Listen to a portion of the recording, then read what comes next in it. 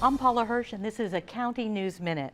We're here today at the American Revolution Museum at Yorktown, one of the premier attractions of York County.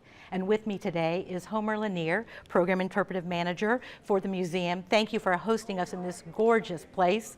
Let's start with a little history about the History Museum. Well, the American Revolution Museum at Yorktown is a brand new facility that's replacing a facility from 1976 that dates back to the bicentennial. You'll remember in 1981 when then President Reagan and French President Francois Mitterrand were at Yorktown Battlefield to commemorate our nation's victory here at Yorktown in October of 1781. Well, our Yorktown Victory Center served us well for many, many years. It finally just came a time with aging facilities, aging HVAC systems, and aging electrical systems, there was time to build a new facility which would take us well into the 21st century. Thus was born the American Revolution Museum at Yorktown.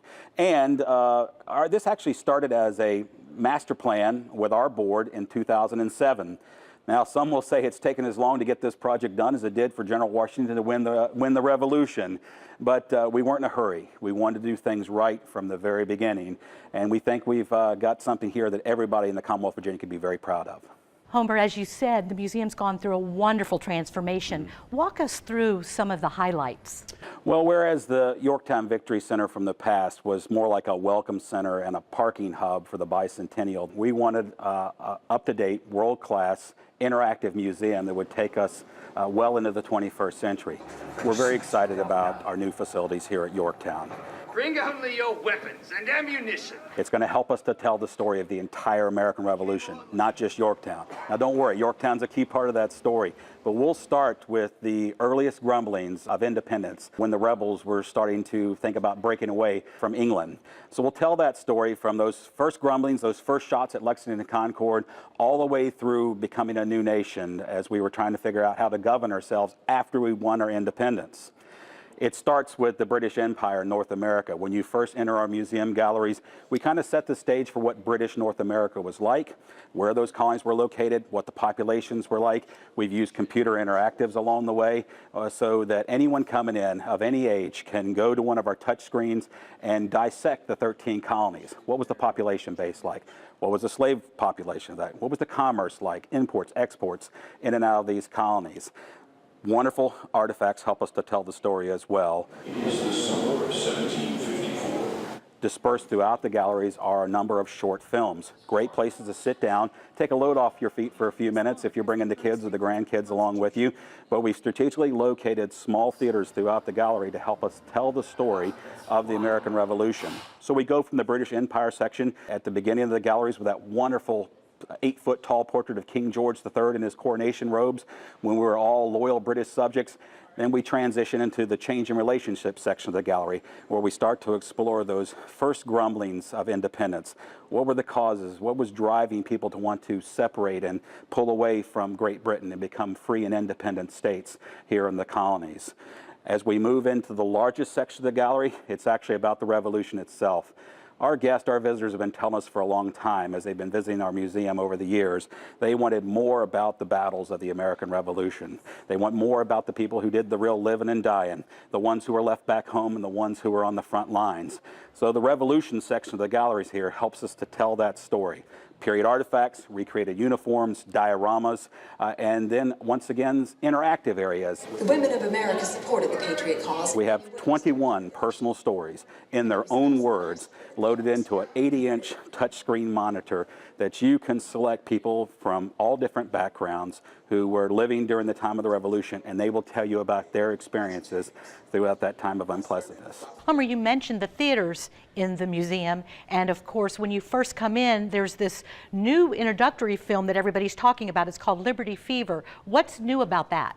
Well, Liberty Fever is an interesting film because it's set 40 years after the American Revolution had ended. A storyteller has traveled around the United States gathering personal stories from individuals who lived during the time of the American Revolution and their experiences. The unique thing is it traces 5 individuals, their stories. You'll see those stories and those individuals, their stories interwoven here through the galleries from start to finish.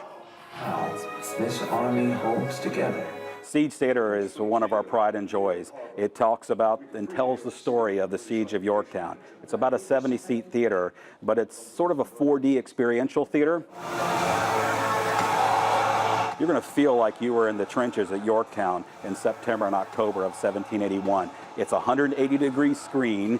When you come in and take your seat, when the film first opens, it's General Washington and General Rochambeau debating about where to try and trap the British Army and the British Navy. When you're sitting in the theater enjoying the film, 180-degree screen, so it's all around you. So when you're in the seats and the artillery is thundering away on Cornwallis's positions in the town of York, you're going to feel the earth moving underneath you as the cannons thunder away. As the dirt is flying and the muskets are going off and the cannons are firing away, battlefield smoke will come across the theater as well. So the sights, the smells, and the sounds of the Siege of Yorktown will envelop you for a unique experience, without a doubt. So Homer, as the interpretive manager of the museum, I know that near and dear to your heart and one of the premier spots in the museum, the living history. What sets us apart from other museums around the country is the added bonus of our outdoor living history areas, where we can actually bring history alive. Our new Continental Army encampment, which will be 300% larger than the old encampment. Our new Revolutionary War era farm has a wonderful new space as well, out with wonderful new soil and wonderful sunshine as well. These living history areas are where our visitors can go outside, enlist in General Washington's Army, pick up your wooden training musket, fall in the ranks, and get your first lessons of being a Continental soldier. Our guests, our visitors, can take things at their own pace. Start inside, go outdoors whenever you want to, come back in and see some more. We like to recommend our visitors take about 3 hours to visit the museum with us, but we know they won't get everything done, both indoors and outdoors, in that 3 hours. We want folks to come back to Yorktown to soak up more and more of our history. Homer, I'm all in. But the real reason we're here is to talk about the grand opening so that we can invite everyone to come see this fantastic place. What do you have planned? Well, we're going to honor the 13 colonies by actually having 13 days of grand opening events for the new museum. We'll start on the 23rd of March with Delaware, because we're going to do the days in the order in which they ratified the Constitution. And we'll end with Rhode Island on April 4th. But the big day is April 1st. That's Virginia's Day. That's when we're going to have our real dedication of the museum.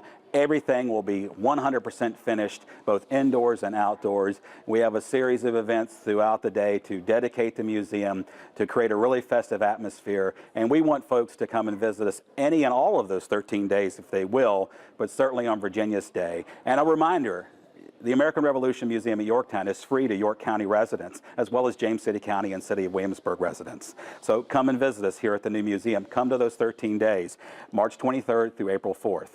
Homer, thank you again so much for hosting us in this magnificent facility. It was our pleasure. It's great to have you with us today. And if you haven't been here lately, I promise you, you're in for a real treat.